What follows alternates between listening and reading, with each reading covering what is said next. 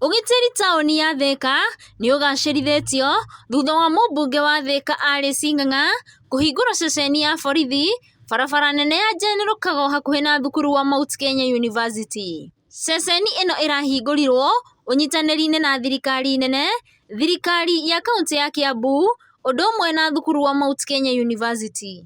Mwena-inĩ wake, Alice augĩte atĩ kuona taoni ya Thika nĩ ĩkoretwo ĩgĩkũra na gĩkĩro kĩnene, ceceni ĩno nĩ gũkorwo ĩkĩgacĩrithia ũgitĩri kũrĩ arutwo o hamwe na aikari, na oho nĩ gũkorwo ĩgĩteithĩrĩria thirikari harĩ kũhũrana na ũrugi wa njohi cia ibango iria ikoretwo ikĩananga mbeũ njĩthĩ na makĩria mũno arutwo a thukuru.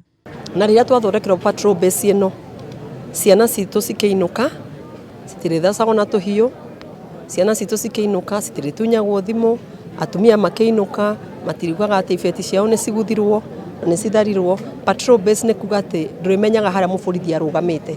Mũrũgamĩrĩri mũnene wa thukuru ũyũ Profesa Njag'anyi akĩaria hĩndĩ ya mambura ma igongona rĩrĩ augĩte atĩ nĩ mekũnyitanĩra na honge cia ũgitĩri nĩguo gũtigĩrĩra ũgitĩri nĩ wagacĩrithio na gĩkĩro kĩnene.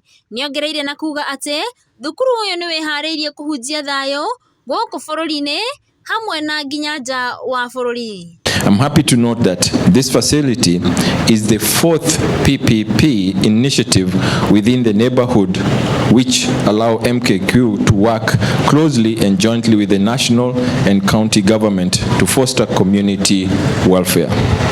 Ngĩribotera Njata TV.